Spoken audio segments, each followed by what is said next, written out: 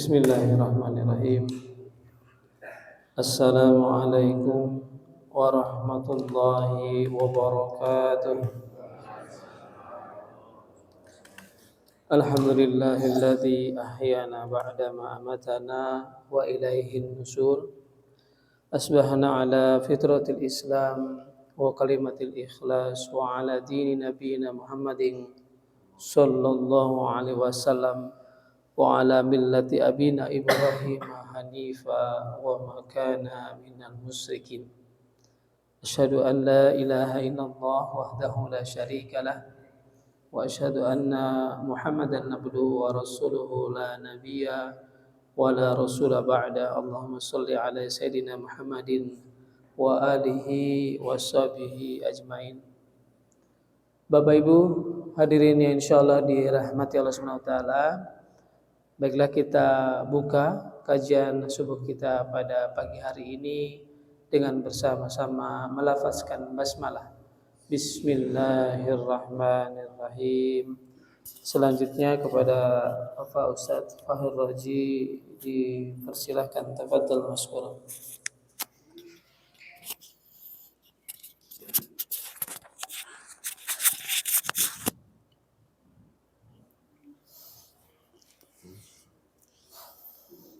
Bismillahirrahmanirrahim.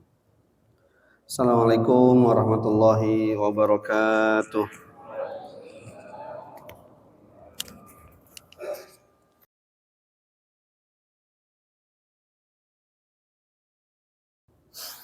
Innal hamdalillah nahmaduhu wa nasta'inuhu wa nastaghfiruh wa na'udzu billahi min syururi anfusina wa sayyiati a'malina.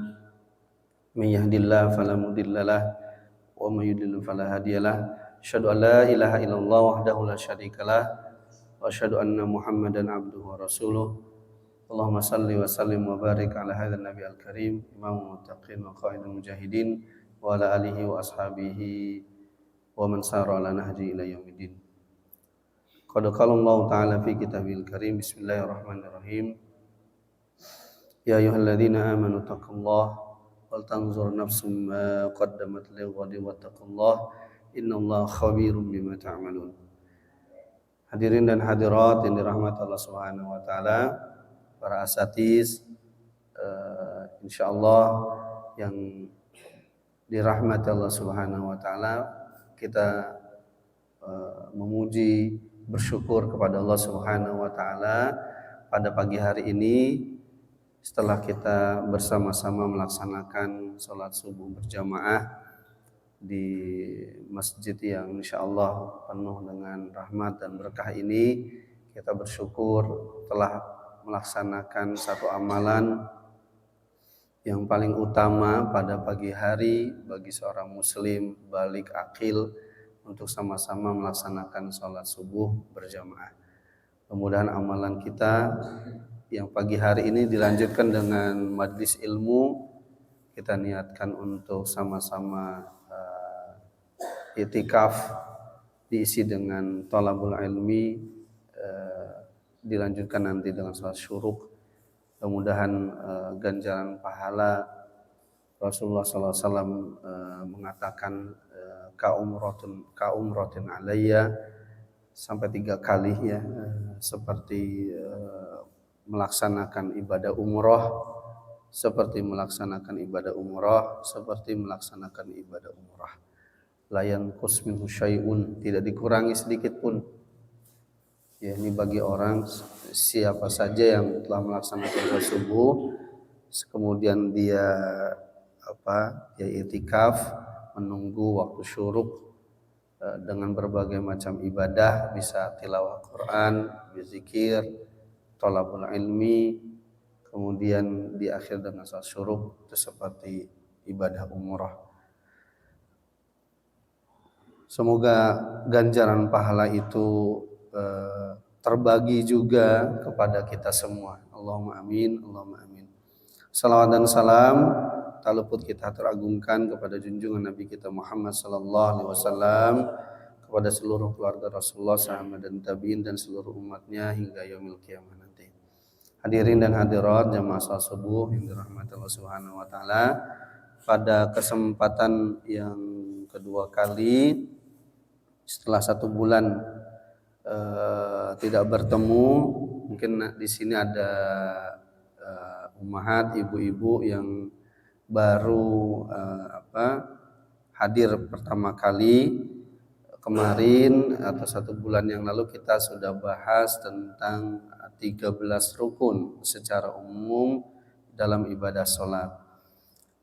Dalam ibadah sholat fardu, dan rukun pertama dari takbiratul ihram, kemudian niat takbiratul ihram sudah kita sama-sama bahas. Pada kesempatan subuh yang berbahagia ini, insyaallah kita akan mulai pada rukun ketiga. Rukun ketiga yaitu al-qiyam 'alal qadir fil fardi. Sedikit untuk saya ulas bahwa ini untuk rukun dalam sholat fardu, walaupun nanti dalam pembahasan sedikit selalu disinggung oleh al-muallif ya. Nah, dalam kitab ini At-Thariqah As-Sadidah yang bermazhab Syafi'i mengatakan bahwa berdiri tegak itu wajib hukumnya, gitu ya, dalam sholat fardu, gitu ya. Tapi tidak dalam sholat sunnah. Fala yajibul qiyamu fin nafilah, gitu ya. Ini berdasarkan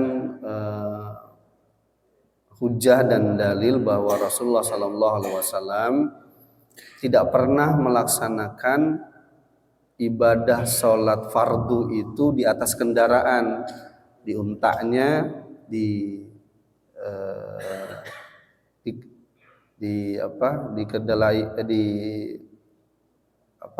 himarnya, keledainya. Nah, ini tidak pernah. Tapi yang dilihat oleh para sahabat adalah Nabi pernah sholat di atas kendaraannya, tunggangan hewannya itu untuk sholat sunnah, gitu ya. Karenanya Imam Syafi'i mengistimbat hukum bahwa nggak wajib berdiri tegak itu untuk sholat nafilah, gitu ya.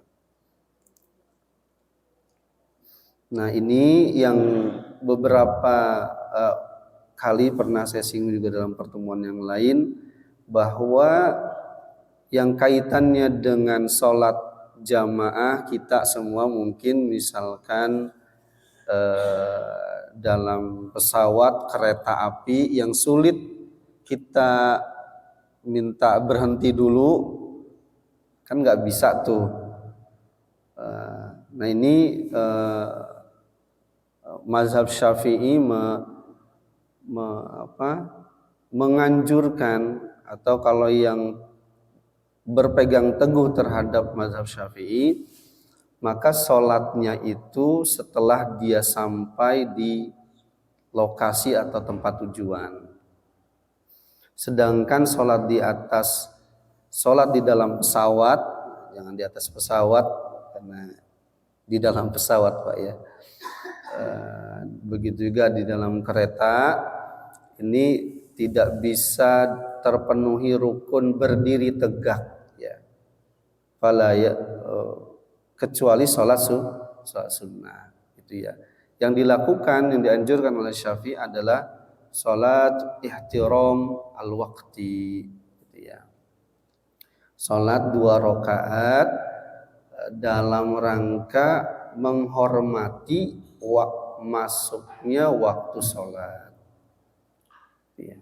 Saya yakin pasti ini tidak dipakai biasanya oleh jamaah haji ataupun umroh. Pemandu dalam ibadah umroh, dalam ibadah haji biasanya tetap saja menganjurkan kepada jamaah untuk sholat di dalam pesawat, menjamak sholat dan yang lainnya. Ijtihadun, sebuah ijtihad dari para pembimbing, dan itu juga memang ada hujahnya. Sekali lagi, at-tariqah as-sadidah ini memang berpatokan kepada mazhab Syafi'i. Ini yang kaitannya dengan al-qiyam 'alal qadir fil fardi. Bal yajuz al-qud, ya jelas kalau salat nafilah itu boleh dia dilaksanakan dalam kondisi duduk. Walahu nisful ajri. Nah, ini Syafi'i. Jadi bagi mazhab Syafi'i bahwa orang yang melaksanakan ibadah sholat dengan cara duduk, ganjarannya itu ganjaran ibadah atau menegakkan salah satu rukun dalam sholat berdiri tegak hanya dapat setengah. Itu ya Ibu, Bapak. Kalau seorang yang ibadah sholatnya sunnah, dia bisa berdiri harusnya, tapi dalam kondisi tertentu tidak bisa berdiri, dilakukan dalam keadaan duduk, al-ajrunya itu tidak sepenuhnya didapati, walahu nisful ajri.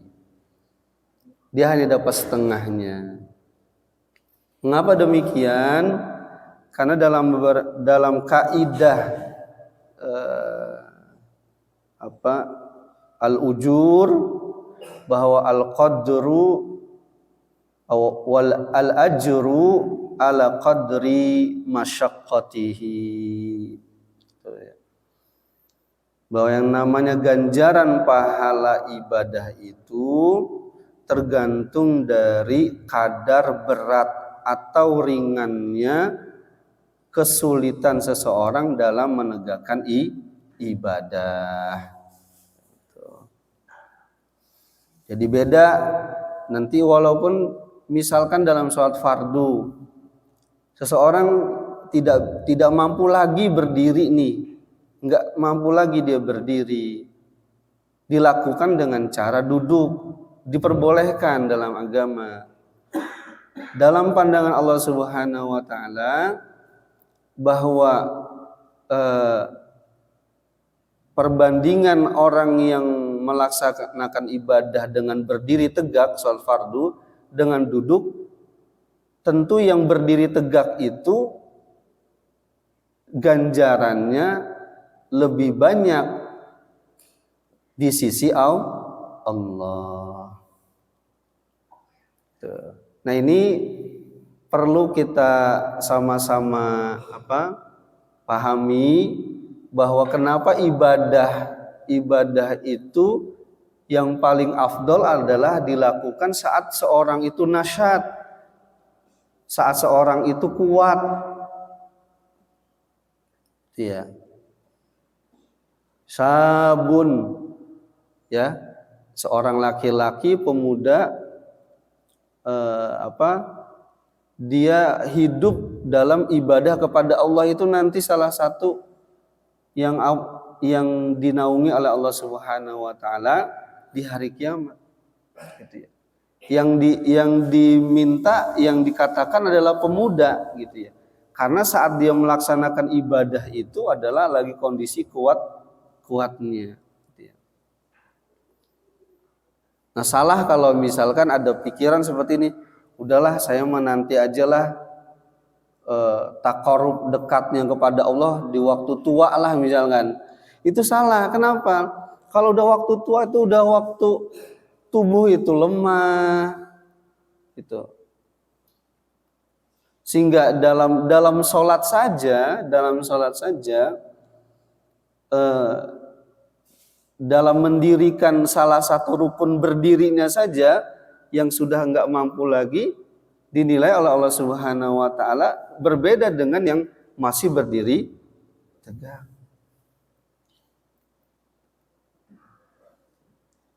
Apa kata Rasulullah? Ada 7 perkara 7 hal yang ditunggu oleh seorang yang dipandang oleh Islam itu buruk.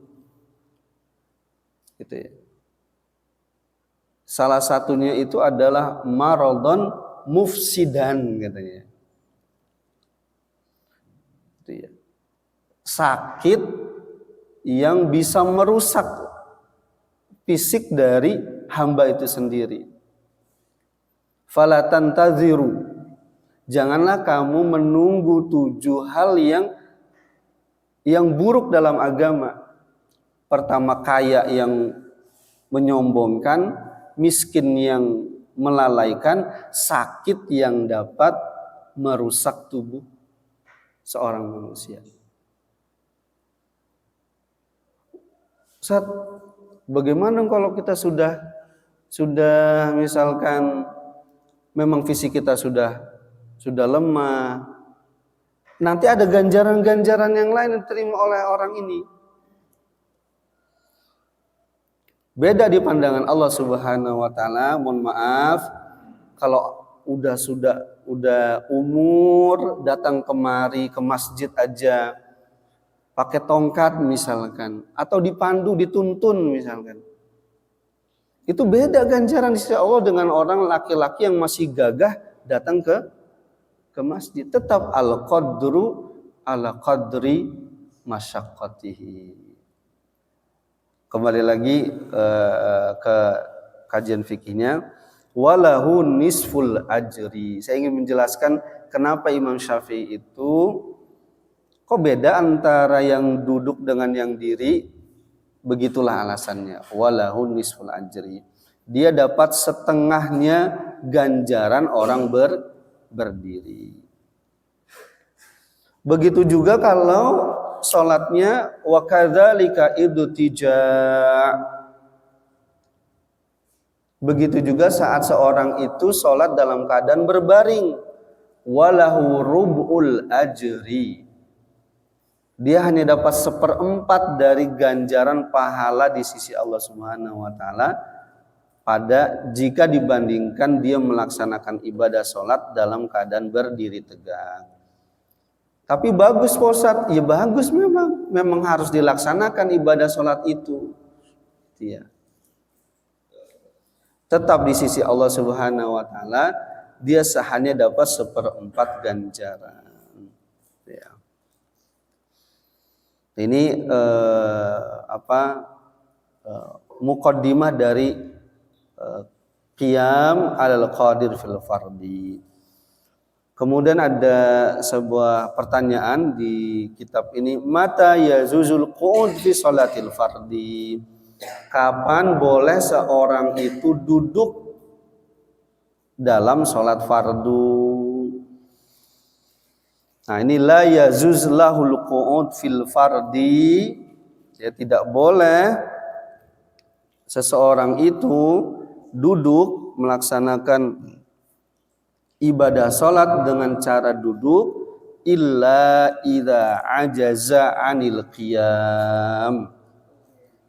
Kecuali hamba ini sudah tidak mampu lagi untuk berdiri. Ya. Ajuzun itu tidak mampu lagi berdiri, Bu, ya Bapak, gitu ya. Sebagaimana 1 bulan yang lalu saya sampaikan dalam bab takbiratul ihram, saat seorang hamba itu melakukan takbiratul ihram itu mengucapkan Allahu Akbar itu di antara 20 syarat takbiratul ihram yang kita bahas, salah satunya adalah ayyakuna fil qiyam. Saat dia melakukan takbiratul ihram itu dalam keadaan berdiri. Contoh, nih misalkan ibu udah nggak mampu lagi kalau berdiri penuh saat melaksanakan sholat fardu. Maka kalau misalkan masih mampu untuk berdiri sekedar takbiratul ihram, maka upayakan saat takbiratul ihram itu ibu dan bapak dalam kondisi berdiri tegak. Setelah itu Pak Ustadz, boleh duduk kalau tidak lagi mampu berdiri. Kalau ibu bapak masih mampu tegak berdiri melaksanakan ibadah salat, melaksanakan takbiratul ihram dan al-fatihah, maka dalam Syafi'i itu wajib dia melaksanakan rukun takbiratul ihram dan baca surah al-fatihah dalam keadaan berdiri tegak. Kalau udah nggak kuat Pak Ustadz, sudah sampai situ aja kuatnya, boleh setelah itu duduk. Pak Ustadz, dari awal aja udah nggak bisa berdiri, kalau itu beda. Di sini kan illa idza ajaza anil qiyam. Ya. Dikecualikan bagi orang yang sudah tidak mampu lagi berdiri.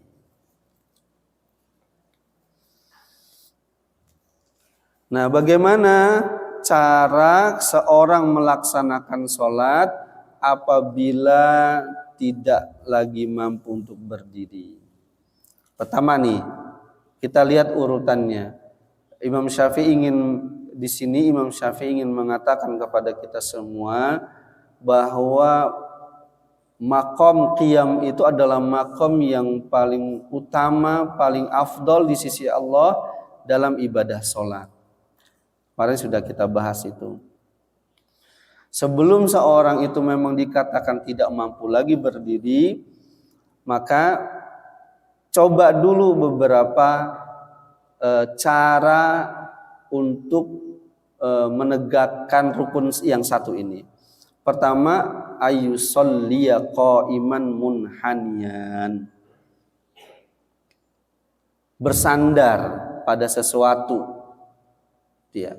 Kalau dia tidak mampu berdiri, tapi masih mampu sedikit aja, tapi perlu ada sandaran misalkan. Ini nggak apa-apa. Ayyusolliya qa'iman munhaniyan. Nah, kalau tidak mampu lagi baru fa in ajaza shalla ala rukbatayhi. Ya. Ini kalau nggak mampu lagi shalla ala rukbatayhi. Salat tapi yang menjadi tumpuan itu adalah dua lututnya. Ini belum tergambar dengan saya. Apakah dia menggunakan kursi? Kalau kursi berarti sudah bukan lagi lutut yang jadi ini. Yang saya pahami ala rukbatayhi ini adalah duduk iftirash. Duduk di antara dua sujud. Bukan tawarruk. Ya. Kalau tawarruk itu kan di tasyahud akhir. Iftirash itu duduk di antara dua sujud gitu. Dan itu enggak semua bisa. Ada kalau ummahat, ibu-ibu itu enggak bisa dia gitu ya. Tapi cara kedua sebelum dia qa'idan, sebelum dia duduk kayak kita seperti ini atau duduk di atas kursi kecil gitu ya, maka upayakan kalau masih bisa sholat dengan duduk iftirash. Kalau nggak bisa juga Pak Ustadz, fa in ajaza shalla qa'idan. Ya. Nggak bisa juga baru dia boleh duduk. Fa in ajaza, kalau nggak bisa duduk Pak Ustadz, kalau duduk itu muter-muter keliling palanya kayak mau jatuh. Nah ini shalla mudtaji'an, berbaring, wa aula ala jambihil aiman. Yang paling utama bukan sandaran kita ala jambil aiman itu posisi badan sebelah kanan itu menjadi sandaran seperti ini gitu ya. muttaji'an ala jambil aiman. Kalau nggak bisa juga Pak Ustadz, fa in azaza shalla mustalqiyan. Bapak berbaring, ibu baring seperti ini. Apa contoh pergerakan ruku? Intiqolnya dengan apa? Dengan kepala. Dengan kepala. Jadi hanya seperti ini aja, gerakin gerak kepala. Nah Pak Ustadz, kepala ini udah nggak bisa gerak-gerak lagi. Nah gimana nih? Fa in ajaza au ma'a bi ajfani. Kalau kepalanya udah nggak bisa gerak-gerak lagi, maka yang masih bisa bergerak itu apa yang bisa kita gerakin? Kedipan, ajfan itu kelopak mata, jadi ngedip-ngedip gini. Ya, nanti kalau dilihat perawat ini kenapa kedip-kedip aja? Lagi sholat, bukan genit gitu ya. Nah kalau udah nggak bisa lagi ngedip-ngedip gimana ibu bapak? Ya kalau udah lagi kelopak matanya nggak bisa terbuka, ya ini nggak ada yang bisa menceritakannya. Fa in ajaza ajra arkanas sholati ala qalbihi. Kalau nggak bisa juga maka di rukun sholatnya itu dipenuhi dengan di dalam hati.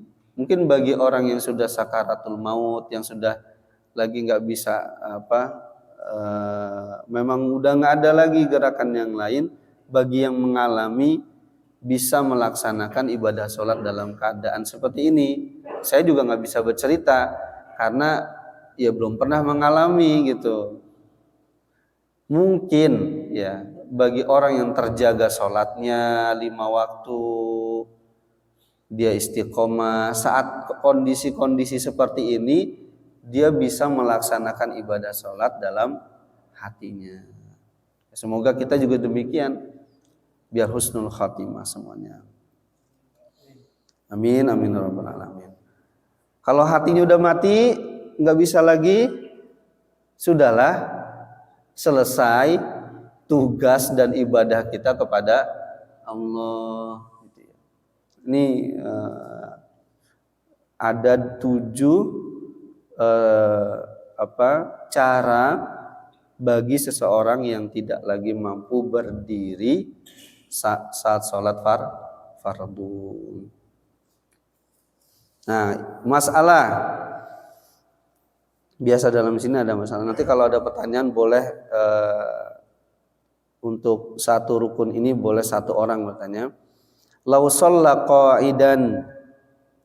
Perhatikan ini, kalau seseorang melaksanakan sholat fardu dalam keadaan duduk, summa amkanahul qiyam, kemudian dia merasa bukan tiba-tiba mampu untuk berdiri, dia hal yajibu alaihil qiyam amla,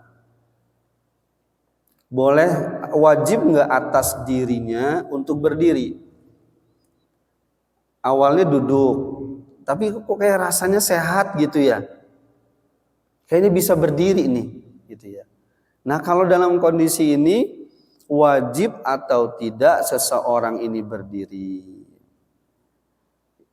Dalam al-mu'alif katakan yajibu alaihil qiyam, wajib baginya untuk berdiri. Begitu juga idza kana mudtaji'an, saat dia berbaring, sepertinya saya kok sehat nih, dia rasakan dirinya ini gitu ya, enakan gitu ya, maka wajib bagi dia duduk saat untuk melaksanakan ibadah sholat. Ganti posisi, kita ambil ganjaran yang paling utama. Begitu jamaah, di antara penjelasan rukun yang ketiga, al-qiyam ala sholatil fardi. Silakan satu pertanyaan mungkin bagi jamaah, iya berkatanya. Silakan Pak Haji.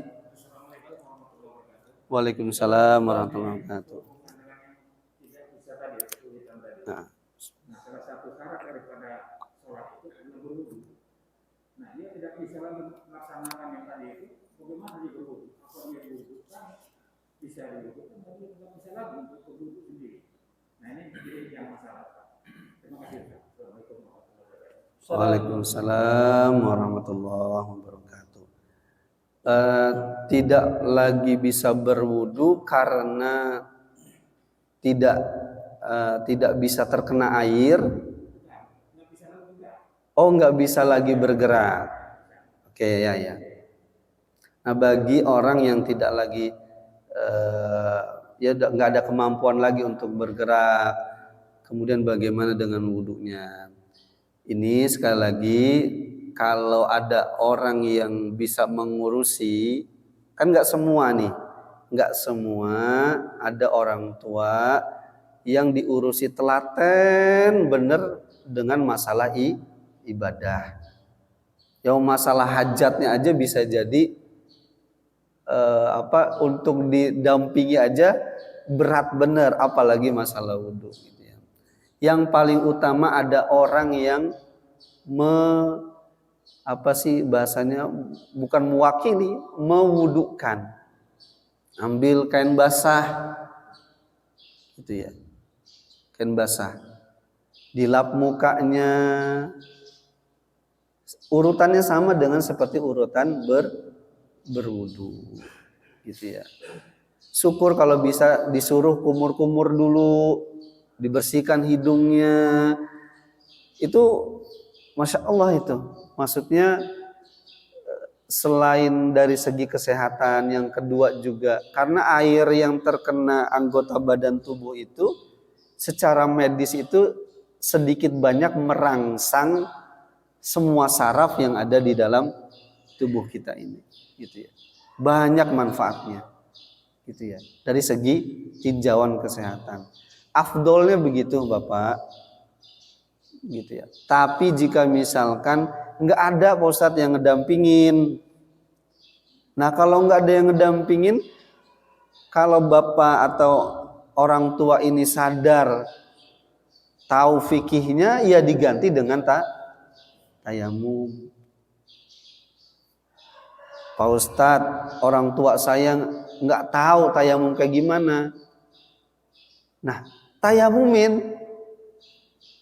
Gitu ya, di tangannya digerakin ke salah satu kain yang suci, gitu ya, ditempelin.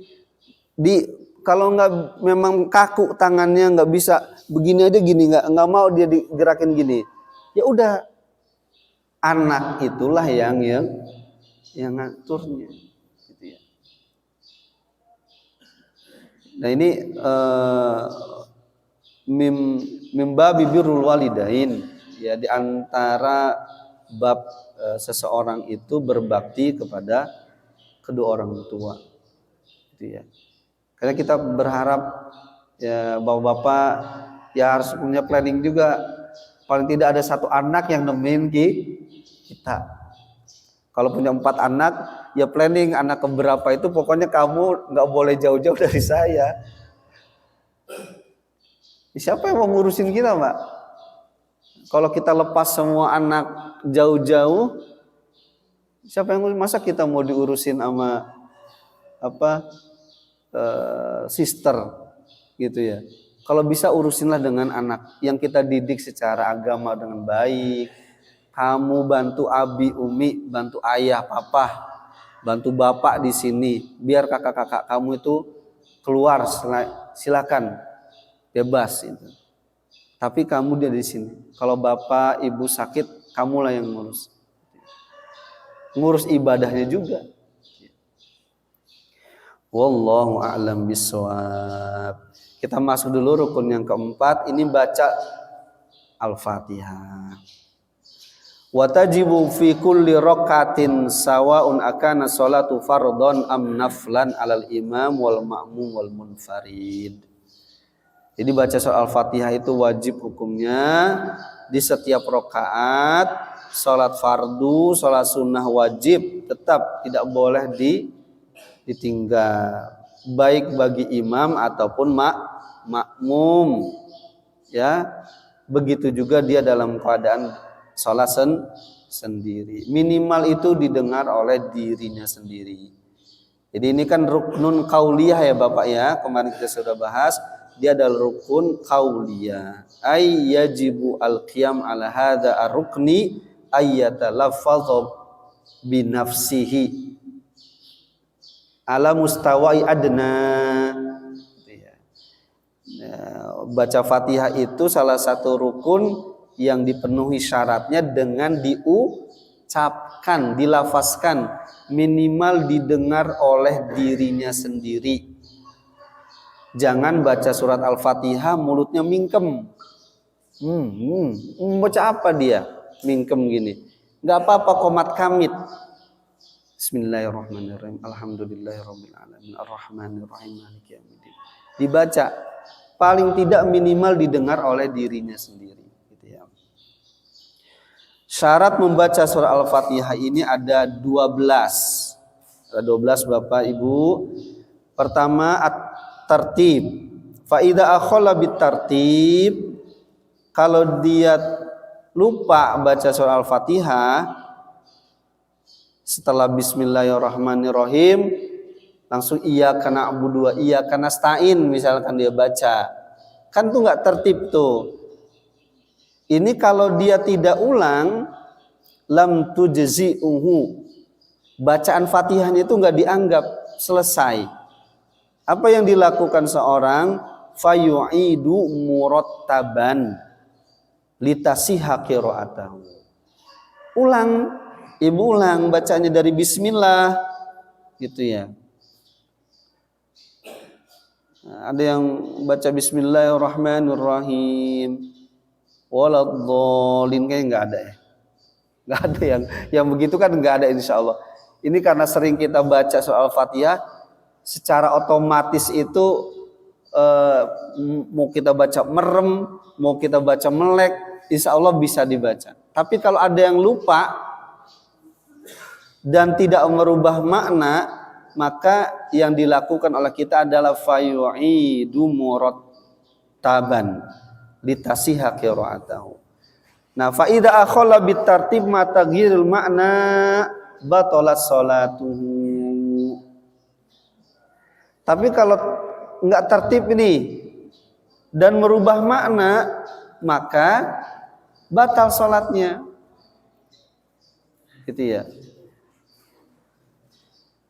Iyyaka nasta'in wa iyyaka na'budu. Nasta'innya didahulukan.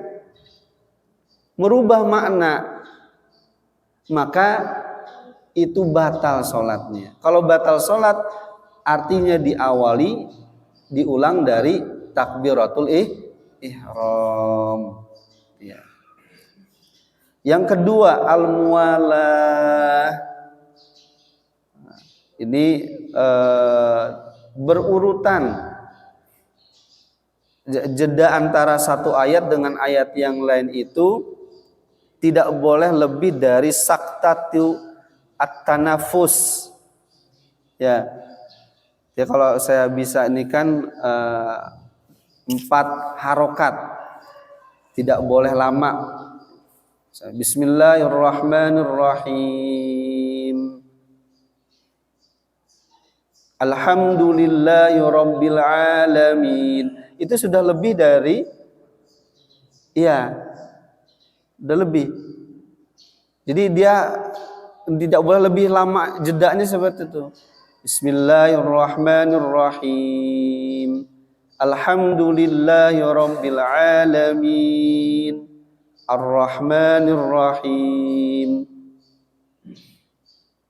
Nah, yang lama dari Ar-Rahmanir-Rahim Maliki Yaumiddin lama seperti itu ziyadatan ala saktatit tanafus. Sudah melebihi 4 harokat atau 2 alif ya. Kemudian yang ketiga mura'atu hurufiha. Falau asqata harfan wahidan. Ya. Kalau satu huruf saja jatuh tidak dibaca, batalat salatuhu. Batal salatnya. Wa kadzalika law abdala harfan biharfin. Begitu juga kalau kita merubah satu huruf dengan huruf lain.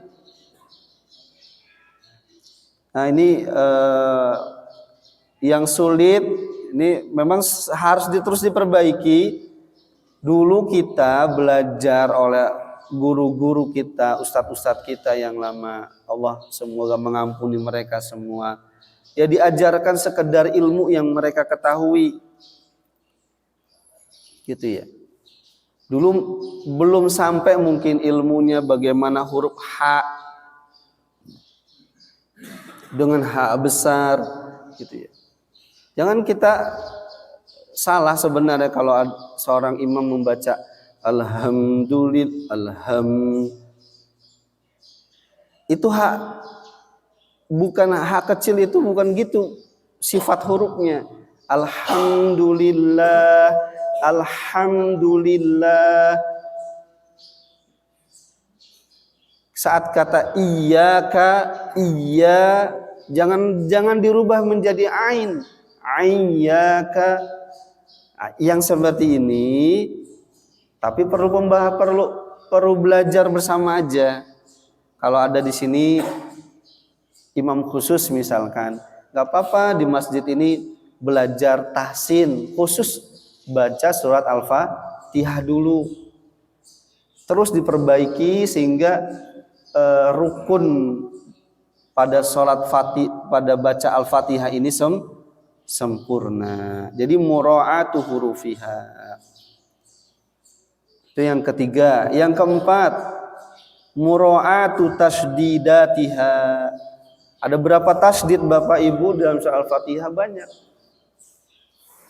Dalam bismillah aja udah. Bismillahirrahmanirrahim, tasydid. Alhamdulillahi rabbil alamin, arrahmanirrahim, maliki yaumiddin, iyyaka na'budu wa iyyaka nasta'in. Tasydid murah, diperhatikan tasydidnya.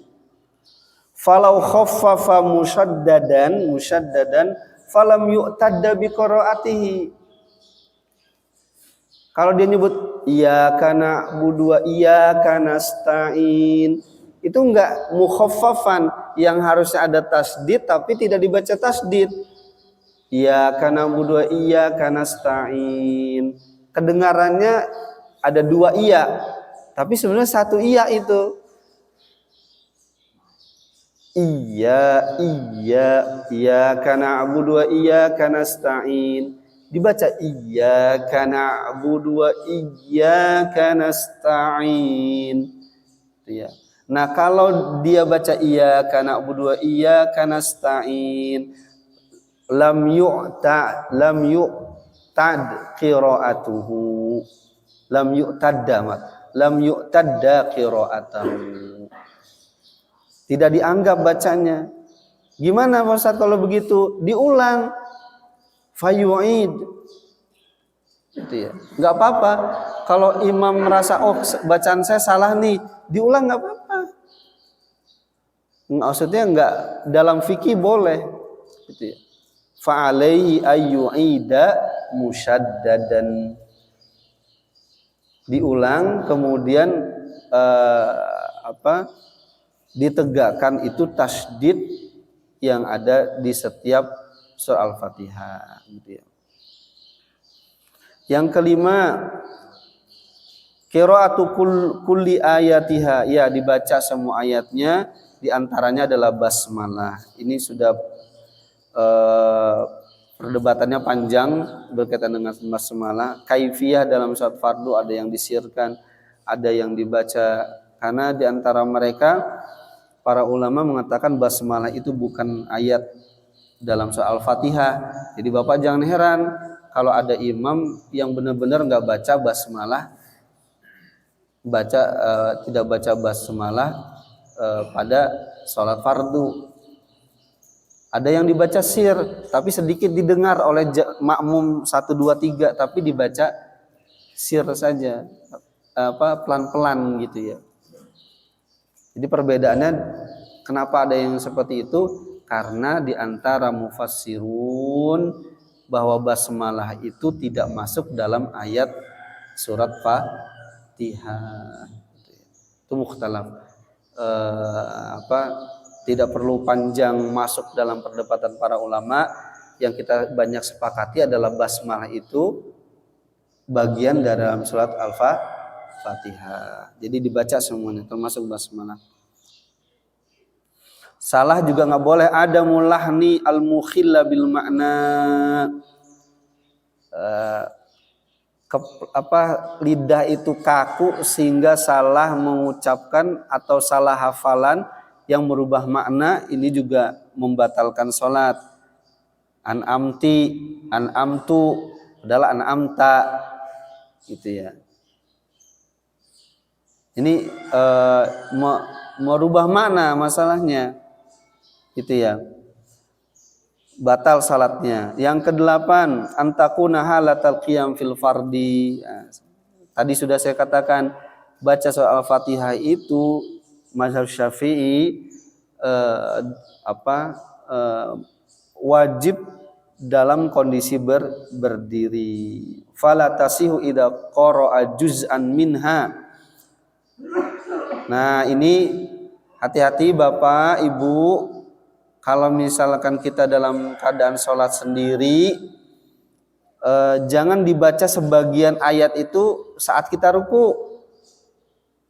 Jadi masih iyyaka na'budu wa iyyaka nasta'in, karena kita terburu-buru itu kita menyelesaikan surah Al-Fatihahnya itu sembari gerakan mau ruku. Karena nggak bisa gitu ya, tuntaskan dulu semua. Fala tasihu idza qara'a juz'an minha ma'a hawiyyati lirruku. Ya. Yang ke-9, ayusmi'a nafsahu qira'ah, paling tidak didengar oleh dirinya sendiri, di anna ruknun qauliyun, kita sudah bahas. Yang ke-10, alla yatakhallalaha dzikrun ajnabiyyun, jangan disisipi dengan zikir yang lain. Ya, kalau lagi baca Fatihah ada yang bersin, kita doain misalkan, dia ngomong pas dia bersin, yarhamukallah misalkan. Kemudian yang satu jawab yahdikumullah wa husni balakum misalkan. Padahal dia sedang membaca surah Al-Fatihah. Nah, ini enggak boleh. Alla yatakhallalaha dzikrun ajnabiyyun. Ya, karena bukan pada maslahat di dalam sholatnya.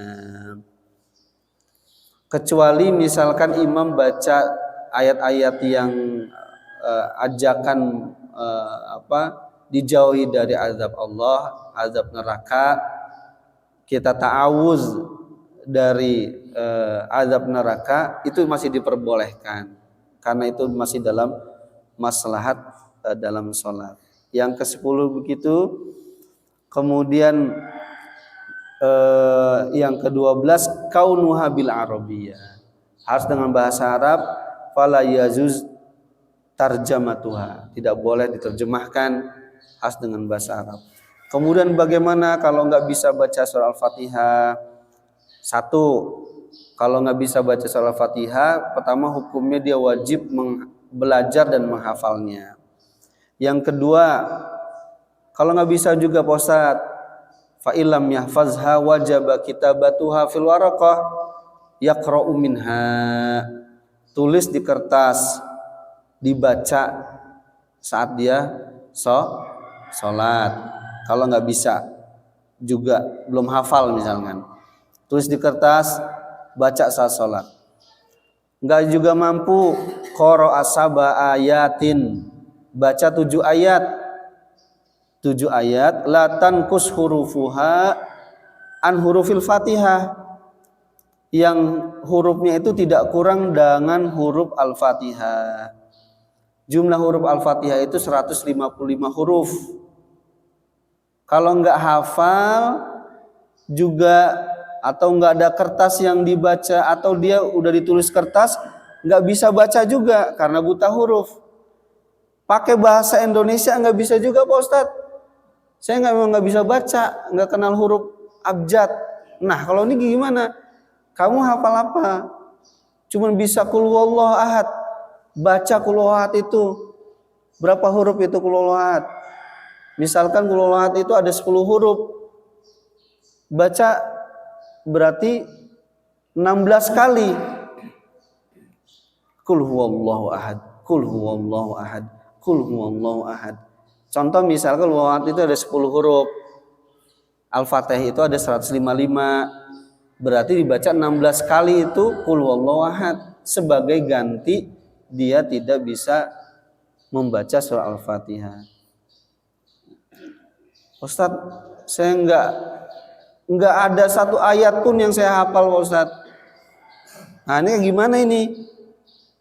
Kamu bisa zikir apa? Paling bisa zikir yang saya tahu kalau lagi orang demo itu Allahu Akbar. Baca Allahu Akbar. Fa in azaza qara'a sab'a adhkarin la tanqus hurufu an Fatihah. Baca 7 zikir, baca zikir yang hurufnya itu tidak kurang dari surah Al-Fatihah. Itu. Nah, Ustaz, saya enggak sama sekali ada hafal zikir, Ustaz. Enggak tahu subhanallah, enggak bisa ngomong Allahu Akbar. Alhamdulillah juga enggak bisa misalkan. Nah, kira-kira orang ini mau masuk surga lewat mana, Pak? Misalkan kalau ada seperti itu, kira-kira sholatnya diterima enggak oleh Allah Subhanahu wa taala nih? Nah, dalam kitab ini fa in azaza waqafa biqadriha. Kalau dia enggak mampu juga, nih hamba ini enggak mampu juga, Pak, maka dia wajib berdiri saja dia, Allahu Akbar, berdiri, diam, ya enggak ada yang dibaca, diam, berhenti sebentar selama orang itu membaca surah Al-Fatihah. Berapa lama sih orang baca Fatihah, Pak?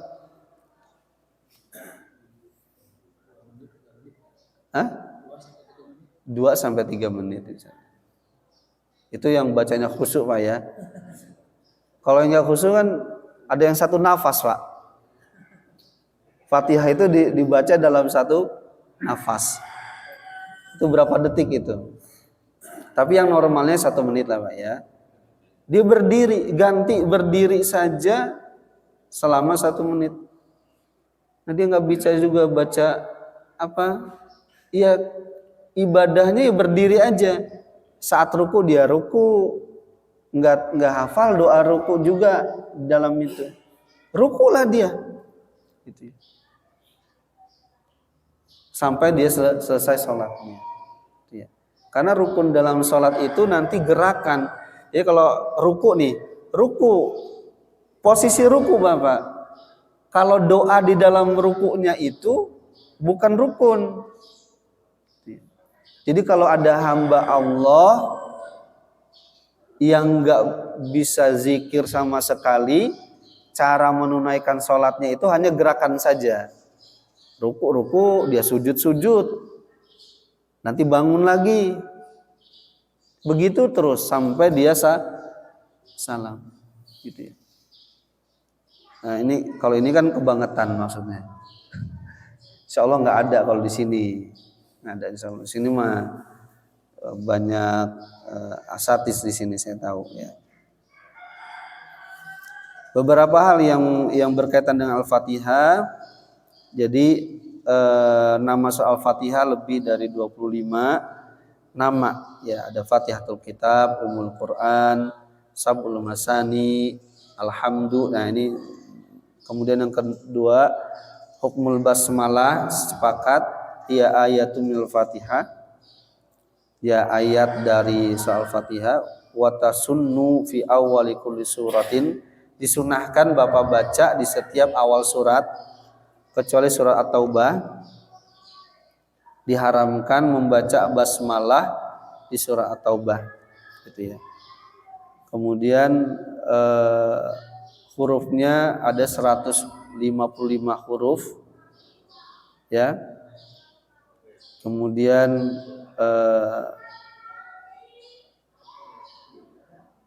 pertanyaan, mata yasqutu wujubul Fatihah, kapan seorang boleh tidak gugur kewajibannya tidak membaca Fatihah? La tasqutul Fatihah abadan illa fi halatin wahidatin hiya halatul masbuk. Nah, ini kapan seorang boleh tidak baca Fatihah dalam sholat fardu? Saat dia sholat masbuk. Ya. Man adraka min qiyamil imam zamanan la yasa'u fi qiraatul Fatihah. Itulah masbuk. Yang dimaksud masbuk di sini adalah dia mengikuti imam dalam salat fardu dalam kondisi berdiri, tapi waktunya itu tidak cukup untuk membaca surah Al-Fatihah. Nah, ini boleh. Nah, kemudian kalau kita masbuk, imam sudah selesai membaca surah Al-Fatihah, lagi baca surat pendek, kita baru ikut bersama jamaah, maka bersegera untuk membaca surah Al-Fatihah. Jangan Bapak Ibu membaca doa iftitah. Setelah takbiratul ihram, segera menyelesaikan baca surah Al-Fatihah. Jangan baca doa iftitah lagi, gitu ya. Langsung baca surah Al-Fatihah. Gitu ya. Karena doa iftitah itu kan sunnah. Gitu. Termasuk kalau saat imam ternyata kita baru baca ayat keempat, iyyaka na'budu wa iyyaka nasta'in, imam udah ruku misalkan. Jangan dituntaskan Al-Fatihahnya, kita ikut bersegera ruku bersama imam. Tuh. Kalau misalkan kita tahu imamnya ini adalah imam tempat kita tinggal, oh kalau bapak ini kalau ruku lama, kita lagi baca ayat ke-6 surah Al-Fatihah, boleh dituntaskan karena kita tahu imam ini rukunya agak lama.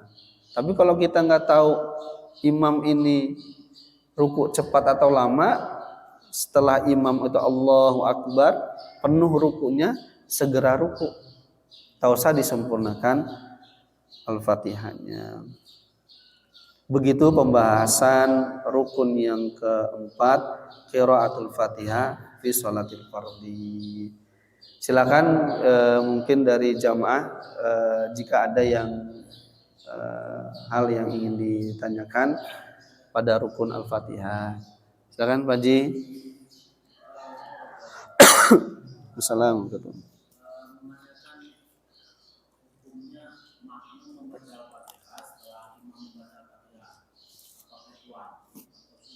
Ya.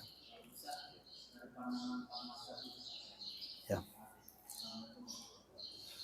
Assalamualaikum warahmatullahi wabarakatuh.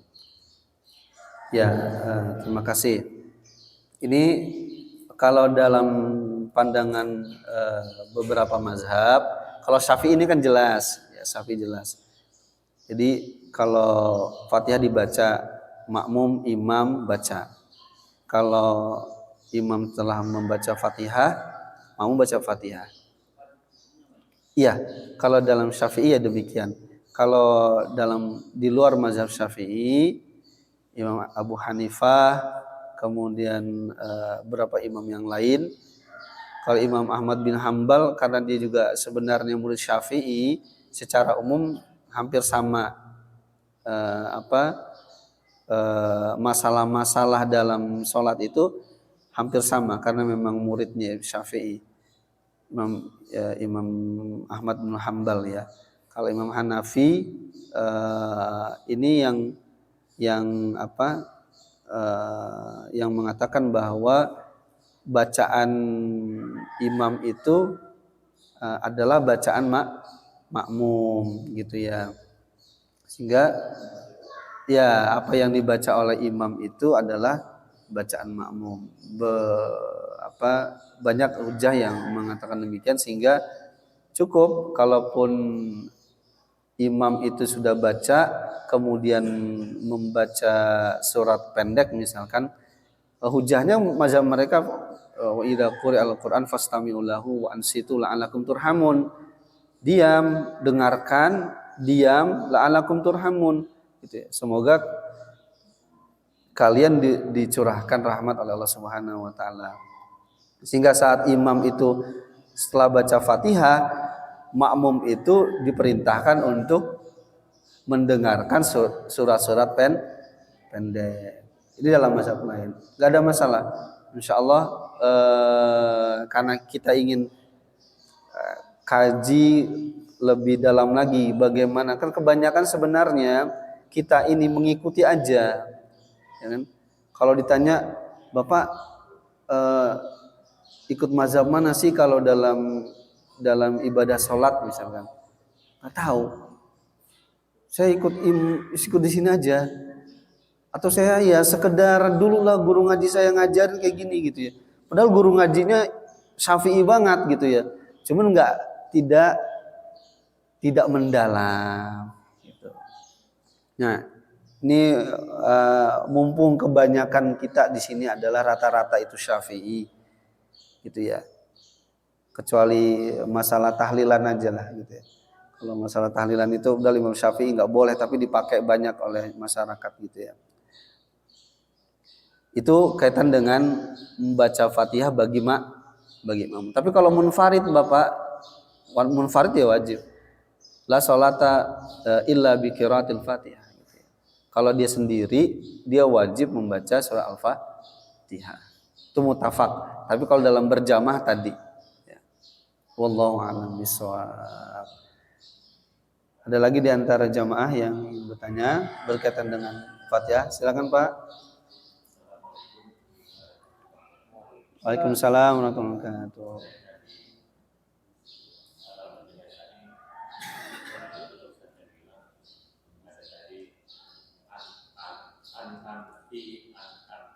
Ya.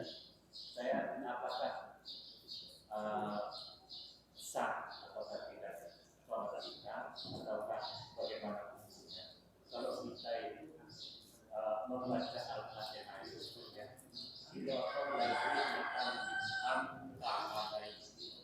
tapi dibacanya amti.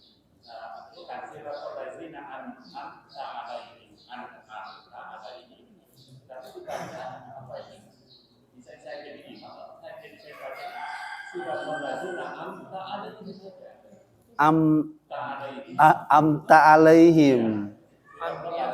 Annya nggak ada. An'am.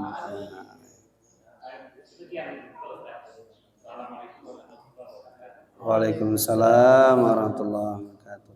Nah ini tadi tidak memenuhi falau asqata harfan min hurufil Fatihah, itu satu, nggak memenuhi syarat itu. Kalau saja satu huruf di dalam Al-Fatihah itu tidak ditegakkan, maka batal sholatnya sebenarnya. Itu satu syarat. Yang kedua itu al-mukhilla bil makna. Al-mukhilla bil makna.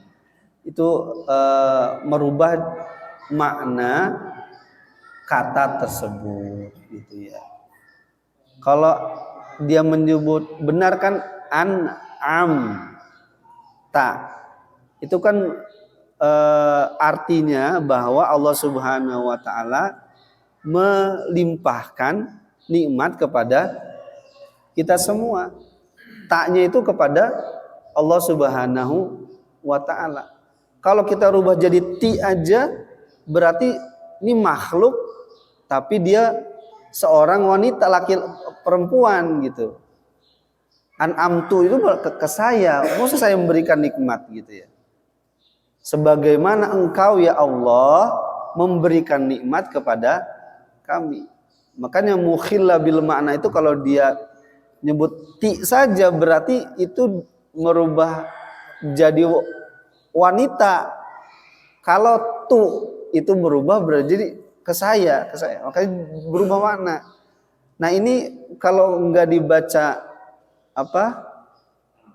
amta saja juga merubah makna. Dan berarti ada dua huruf yang tidak dibaca. Nah dalam Syafi'i syurut itu tidak terpenuhi. Kalau syarat itu tidak terpenuhi berarti tadi rukunnya juga tidak bisa berdiri tegak, tidak bisa terpenuhi. Wallahu a'lam bishawab. Nah ini Fatihah ini menjadi hal yang penting, khusus kalau kita punya anak-anak itu dites Pak, anak-anak itu paling tidak surah Al-Fatihahnya di cross check gitu ya, anak-anak biar dilatih, kita tahu bacaan Fatihahnya itu benar. Kalau kita bagaimana Pak Ustadz yang sudah lama belum tahu ilmunya, baru tahu hari ini belajar. Kalau Syafi'i itu wajib belajar soal Fatihah. Kalau kata Rasulullah talabul ilmi faridatun ala kulli muslim wa muslimatin, itu benar Pak, sahih itu. Wajib menuntut ilmu. Dimaksud wajib menuntut ilmu di yang mana? Yang kayak gini Pak. Ini nih yang kayak gini nih, wajib menuntut ilmu maksudnya. Baca surah Al-Fatihah, wajib belajar, wajib. Kalau nggak belajar dosa. Ditanya nanti sama Allah, kenapa kamu nggak mau belajar surat Al-Fatihah? Terus nggak perlu malu. Apa-apa, saya udah mumpung masih dikasih kesempatan oleh Allah Subhanahu belajar, belajarlah. Demi sahnya ibadah sholat kita semua gitu ya. Jangan-jangan kita masuk surga karena kita belajar surah Al-Fatihah di akhir hayat gitu ya, karena kita ikhlas. Wallahu a'lam bishawab.